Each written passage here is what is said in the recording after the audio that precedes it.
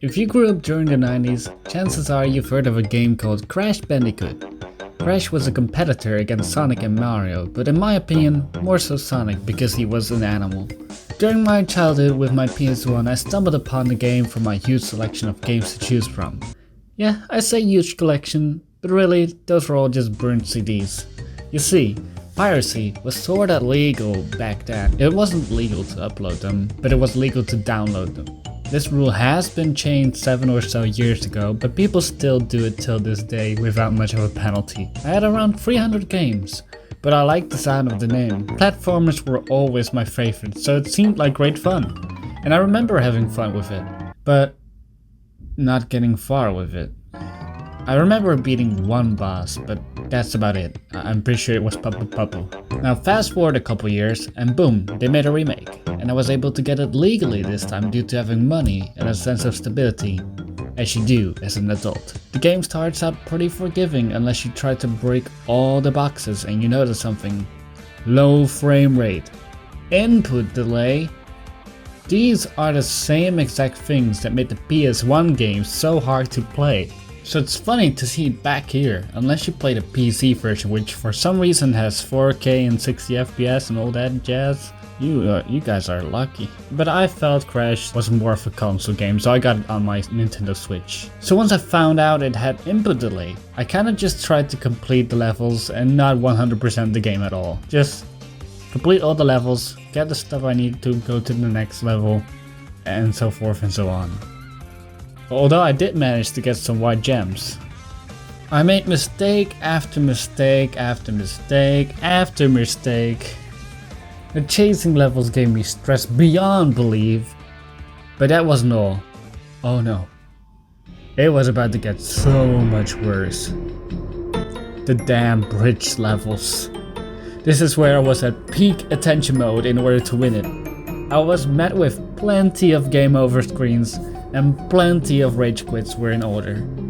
But after a full day, I finally managed to get across it and beat the rest of it. Until something awful happened. The bridge. The bridge.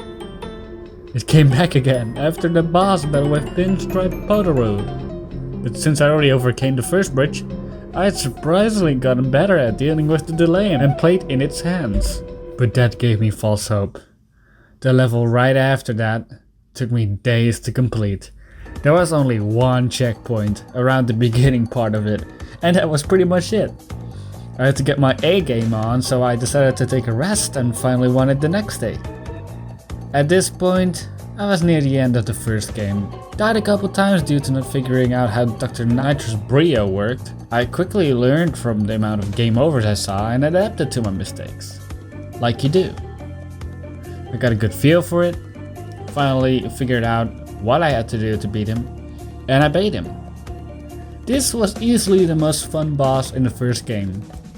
The last boss though, it was quite more difficult than it had any right to be. It took me another 2 days to get past this one. You have to avoid lasers and you have to shoot the green one back, and sometimes it would instantly go back and you would have no place to really dodge the purple ones that were coming your way, or the other lasers, whatever. So it was quite stressful. I finally beat him, and the cutscene showed him land conveniently in what would lead to the second game story, the purple crystals. That was when I continued on with the second game, and instantly noticed the difference. There were far more mechanics to work with. You could slide, you could jump higher, you could jump further if you combined the two movesets. And a very useful belly flop. This made controlling him a lot more easier and made dealing with the delay and the FPS a lot more easy. Not to say I didn't die a couple times, because no, I certainly did, but just less than usual. But maybe this is also the experience from the first game kicking in too. The bosses felt more creative and memorable. The sort of open world level selection was very fun too. You could take it easy and choose less difficult stages if you wanted to. This made the whole experience a lot less frustrating. The music was great like always, and it was just all around more fun. But I definitely noticed something. While bosses were certainly a little more tricky for the most part, the normal stages were surprisingly easy. except for the levels with the bees. Oh no, not the bees, not the bees, not the bees! There were also levels with Polar and Pura, which were surprisingly more easier than I remember them being. I remember dying because of them a lot as a kid. It didn't take too long until I reached the final boss, which only took a couple minutes to beat. I was left with a "was that it?" kind of feeling. I needed more, so I went on to the last game in the series. And this one was even more fun than the last one. You can really tell they learn from their older games and adapt and improve on their older games. The only thing I can really find different in the way Crash moves this time around is that he has a double jump now, but not one you can use well. You see, you can't take too long with the input of your second jump. You want that double jump? Press jump twice fast. Taking even a little bit too long won't make him jump again, and you'll fall to your doom a lot. And this has been so annoying that I barely ever used it during my playthrough. The usual higher jump was there, so I luckily felt no need for it. This was definitely not great design, but they tried to make a change. I absolutely loved the overworld of this game the most, and I feel I remember Crash 3 the most out of all the 3 of the games.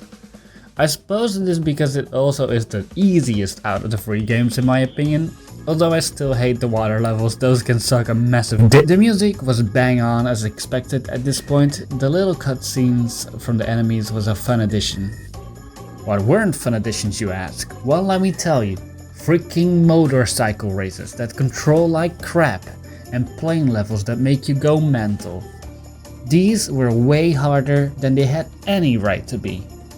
There were still the chase levels, and they were also a lot more stressful because of the lava.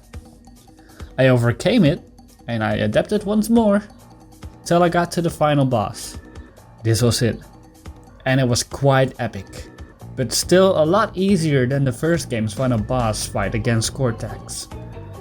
I did not die once, which was a surprise, and that's where I am now. I just finished the games and found new fun in my old nostalgia for Crash.